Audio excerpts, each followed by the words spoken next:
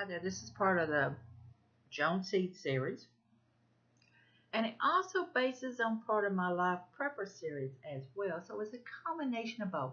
I want to talk to you about blooming. Not blooming onions, not blooming this or blooming blame. What I'm talking about is a process that many of the raw foodies use in a shtf situation. Basically what I'm talking about, say you're caught at home during a storm or whatever, power's gone out, you're trying to do what you can. What raw foodies do is take grain, or oats or whatever, and they soak them in cold water, in a jar of cold water. Thus creates a blooming fat. The thing is, there's 400 different grasses in the United States, and you can eat all the seeds of all these grasses, so you can do the blooming fat. So what I've done is I've done three different ones, different techniques. The first one is the cold water technique right here. This is a cold water one, you can see. Now I just put some beans in here to show you. Now it has set for 24 hours. It has swelling up some. Now, let's see. Let me see if I can get a little bit out of here. Just a minute. I forgot a spoon. I am so terrible about this stuff. I have mine out.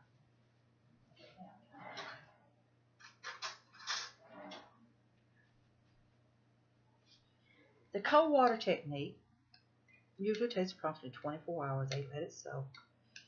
And if you cook dry beans, you know the size of dry beans. Now, let's see. This in here is after 24 hours.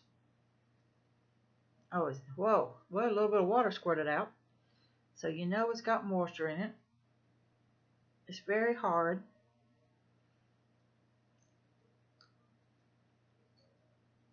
Crunchy, but edible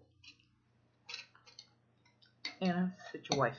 Now, this one is the cold water technique. This one set in the windowsill. Unfortunately, I didn't really put it where the sun was really good, and it hasn't been a lot of sun. Now you can see here, when something floats to the top, that is the bad seed.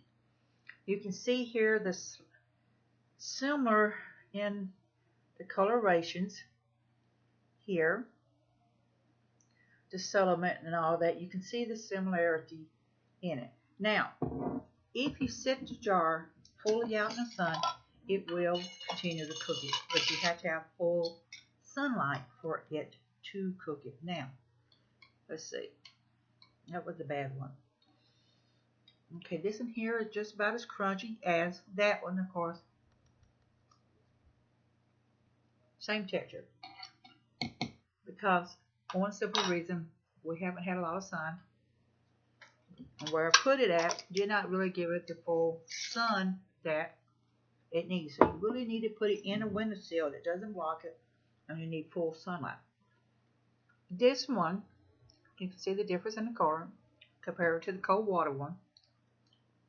The reason for that, and you see the difference in the swelling, is this one was put in hot water, sealed up. Wow, and you can feel the pressure there. Let's see here.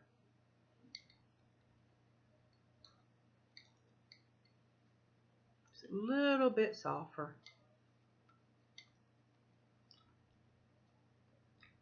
A little bit easier to eat. Nonetheless, in a situation like this, you can do this. Now, for the hot water one, if you would take and wrap something around it like a towel or whatever to help keep the heat in, it will continue to cook far better than letting the pressure on it. So there you go with that. Now, would I enjoy having to eat my beans like that? No. But they're absorbed up. They're not in the dehydrated stage, the dry bean stage totally anymore. And you can eat this. It's a little bit crunchy, but you can eat them. When it comes to the part of a shtf situation where the fire is out or something other, you may be forced to do the solar energy cooking. If there's sun around, you may be forced to heat up water and place them in the jars and place it inside another container. I would recommend, if you've seen my video on how to cook with potato chip bags, aluminum foil, wrap it up in aluminum foil, things in that area to help keep the temperature of it going in order for it to continue to cook. So this here is what raw foodies do in a blooming effect. Again, this here you can see here where the beans have swollen up. This one here is the one that was the cold water treatment. This one here was the one that was in the sun. It really, I didn't get much sunlight for it to really do well.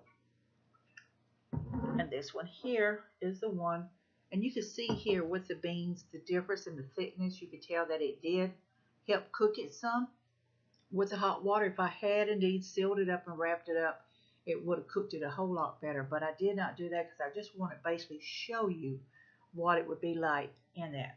So this is what's called the blooming effect. So in a situation, soaking them in some water, hydrating them, where you can maybe cook them later at another day, eating them partially cooked like that. They will still be in the raw stage, but they are edible in a situation, and it'd be great for the raw foodies who don't want to cook their food. They can soak their beans in cold water. So it's real simple. It's real easy to do in a situation like this. So this is part of the Joan Seed series, kind of /life prepper deal. I want you to be safe, be happy. Bless you all.